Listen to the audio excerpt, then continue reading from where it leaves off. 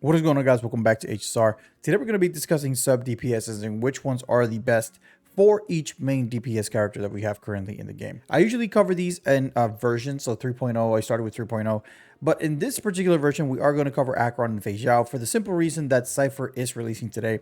And if you are interested in summoning for CIPHER, I have something that might be very helpful for you. The link in the description is going to take you to lootbar.gg, the trusted top-up site that allows you to buy currencies for your favorite Hoyo games like Genshin Impact, Honkai, and Zone Zero at a discounted price. Right now, they have a 25% discount on Honkai Star. They also have a 5-star rating on Trustpilot with over 18,000 reviews. The process is also very, very simple. All you need is your UID for your game and your server. Please make sure this information is correct. After that, you're going to select what pack you're going to purchase, and then after you click top up now and follow the payment information, you are going to receive your Jades directly in your game in a matter of a minute or so.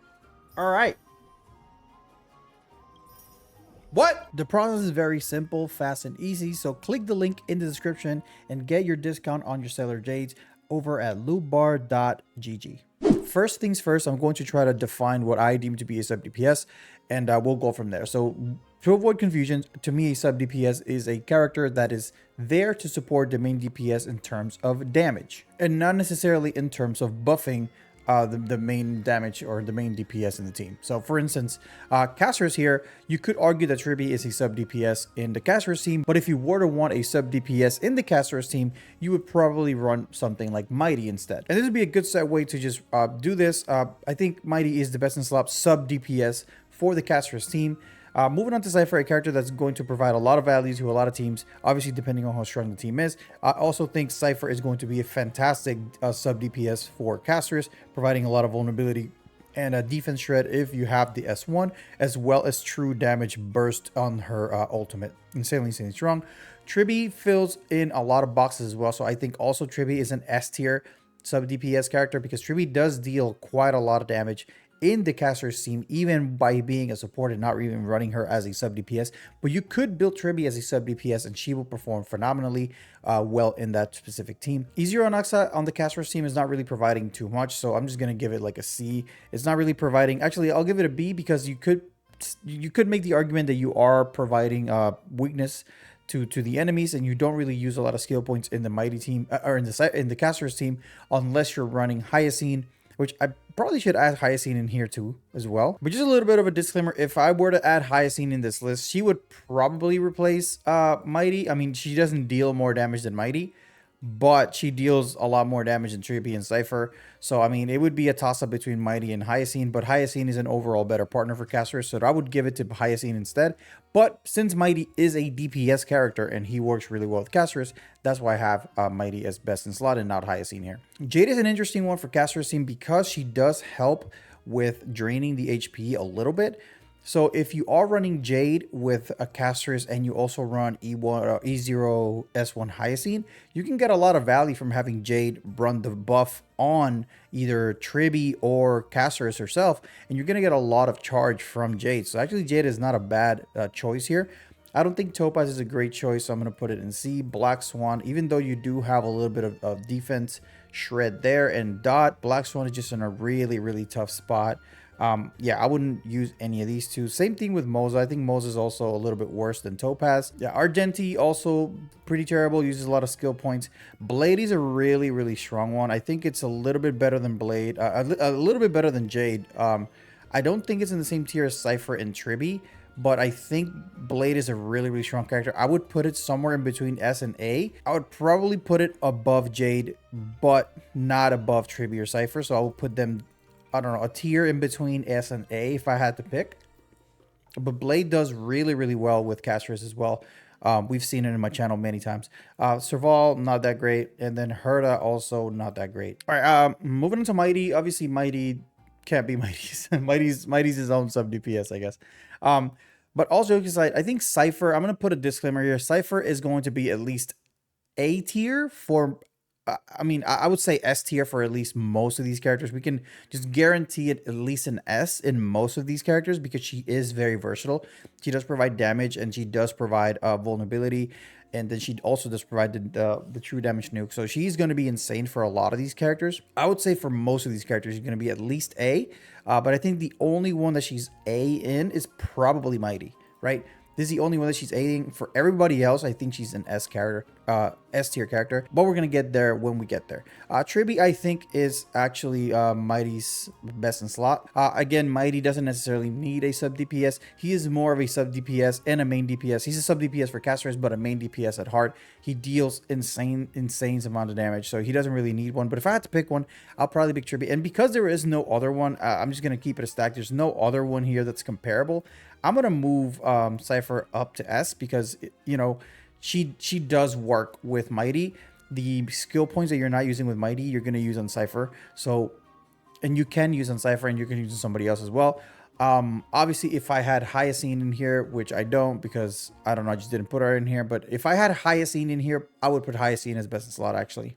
I should have probably added Hyacine here. Yeah, so if I had Hyacine in this list, she would probably take over as best in slot because she does deal more damage than Tribby and CIPHER. And aside from that, she does provide a lot of value to him as well. But in this particular list, I'm going to put Tribby as best in slot, CIPHER as S tier. Anaxa, I don't think he's all that great with Mighty. I mean, I'll give him a B because Anaxa is just a good character overall. He'll provide the weakness break, not the weakness break, the weakness implant on the character. And that's pretty much about it.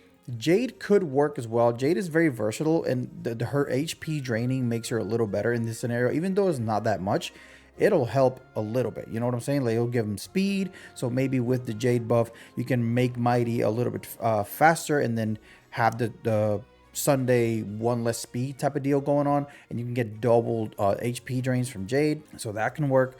And these also Topaz, a C character. Black Swan is probably a better because you do have the dots with the defense shred, but actually, you know, I'm just gonna put it in C. It's not enough, and if you're gonna use that, just might as well use like somebody else, like a buffer, another buffer would probably be better.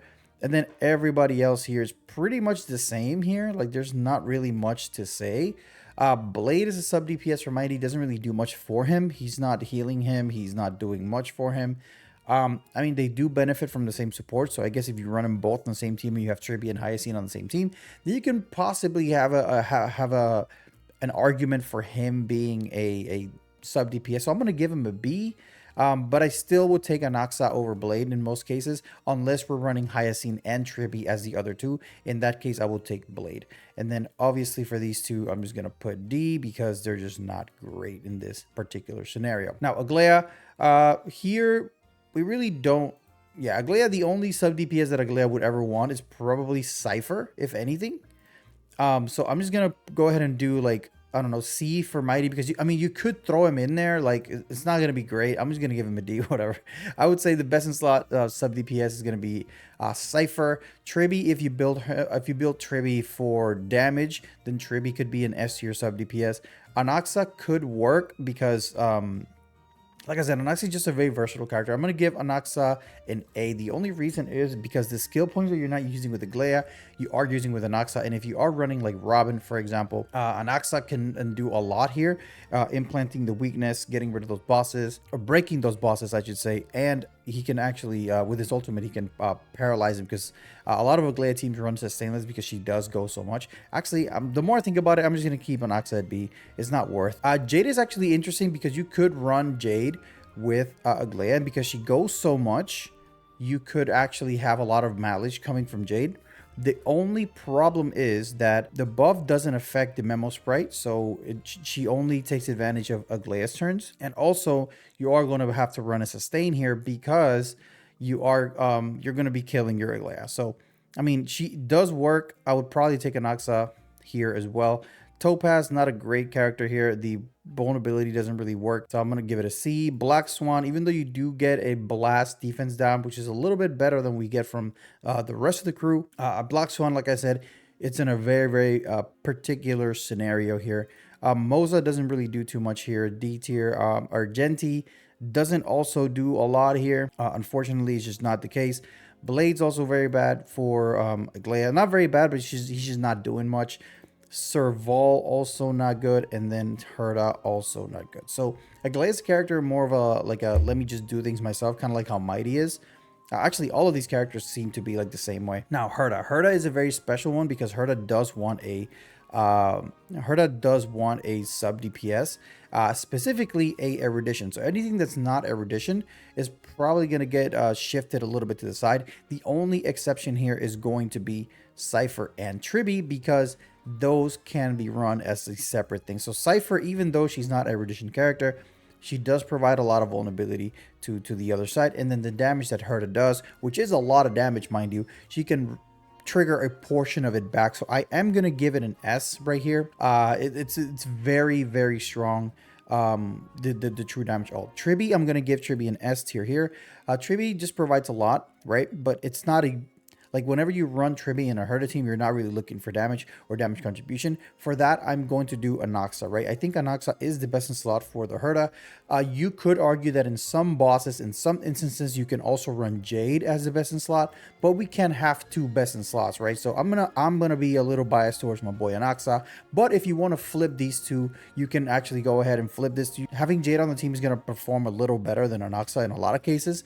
However, in most scenarios, Anaxa is going to just outperform because he just gives so much, especially if you have the S1 here. But like I said, if you want to flip and flop these two, go right ahead. I'm not going to argue too much about it. It's fine with me. Topaz, not erudition. Black Swan, not erudition, but you do get a little bit of defense shred. Moza, not erudition. Argenti is a very, very strong setup here. If you run him on the passkey, you run him as a ultimate battery, you could technically have a really, really strong setup here with Argenti. Blade is not that great, and then obviously we have Serval and Herta, which are also very, very strong options for the big Herta. Now, normally I would just stop here at this point in the video, but because CIPHER is coming out and a lot of the talk is between Acheron and Feixiao, we are going to cover Acheron and Feixiao. I don't think Mighty is going to do too well with Acheron. This is probably going to be the best in slot for Acheron as a sub DPS and as a secondary nihility, or even a primary nihility in a lot of cases when it comes to Acheron. We've already discussed this in some other videos, but yeah, CIPHER covers checks a lot of boxes for Acheron, and it just makes Acheron a much better team. The whole Acheron team archetype makes it a whole better team, even at E0 or at E2. It doesn't matter which Acheron you have. Having CIPHER would probably be an improvement in a lot of cases. All right, if you have E2 Acheron and you want to run Tribby, or you want to run a sustainless type of Acheron setup with two nihilities and a Tribby can provide a lot of damage here. It's actually very, very good for Acheron. The vulnerability and the rest pen are invaluable here. And Axa is an interesting one because even though he's not nihility, he does have debuff implantation on pretty much anything that he does. So anytime he takes a turn, he will be able to implant a buff or a debuff on the enemy, which means a stack for Acheron. And if he triggers the double hit, you can actually trigger up to 3 debuffs if you ultimate into a basic attack into an AoE follow-up skill. You can actually get 3 stacks for Acheron just on one Jade, one Anaxa turn. So this is actually very, very good. I don't think it's S tier necessarily, but it's very, very strong. So don't sleep on our Acheron and Anaxa. There's going to be Jade. I don't think Jade is going to provide too much. I mean, you do get a little bit of speed and HP draining, but I mean, at this point, you're not fulfilling the nihility requirement, and you're also going to have to fulfill a sustain requirement because you are going to be killing your own Acheron. So I don't think it's that great. I'm going to give it a C. Topaz, I'm going to give it a D, I guess. Black Swan is actually very good for Acheron. I'm going to give it an A, even though she does meet the requirement for Anaxa. And in certain teams, Black Swan, I'm actually going to give Black Swan an S. You do get the nihility requirement met. So Black Swan's actually very, very good. The other thing that Black Swan's personal damage as a sub DPS isn't quite there.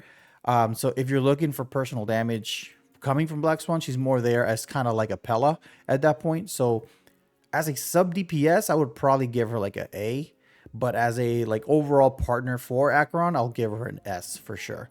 So I'll give her an S just because of that.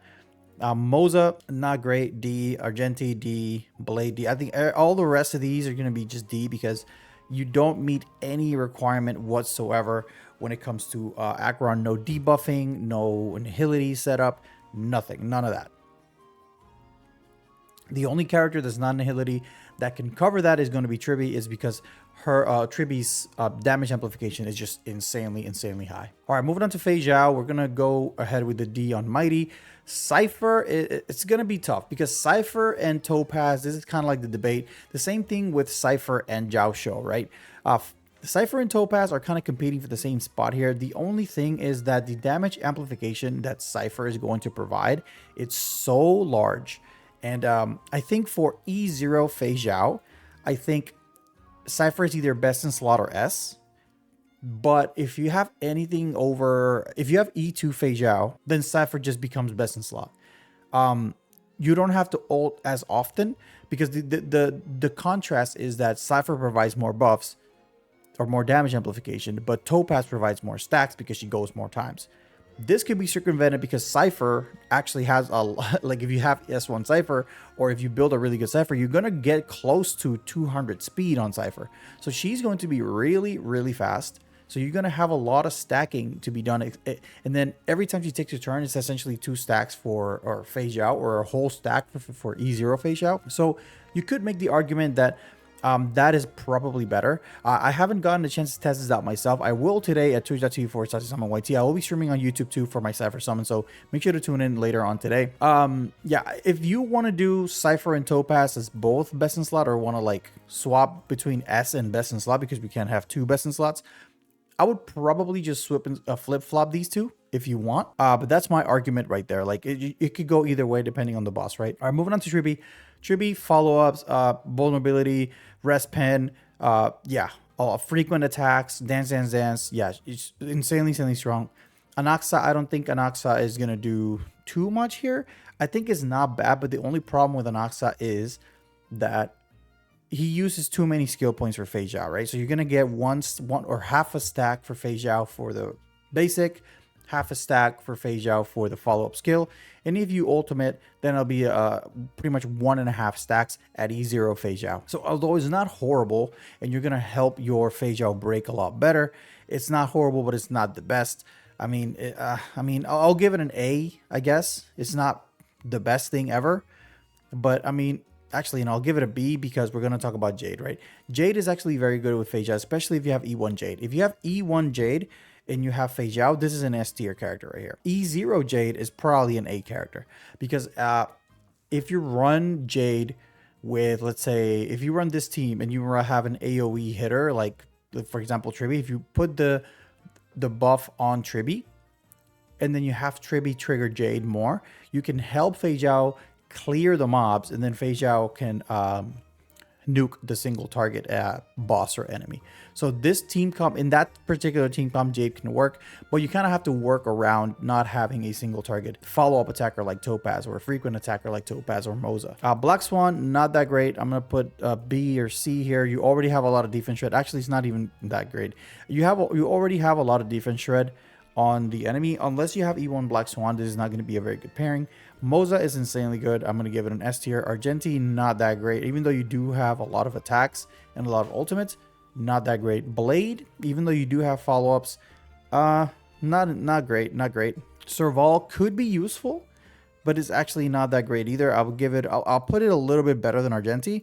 And then obviously Herta, yeah, Herta is also not that great, so I'm going to give it a C. So just to summarize very quickly, CIPHER, who is releasing right now, is looking to be one of the better sub DPSs that we have currently in the game.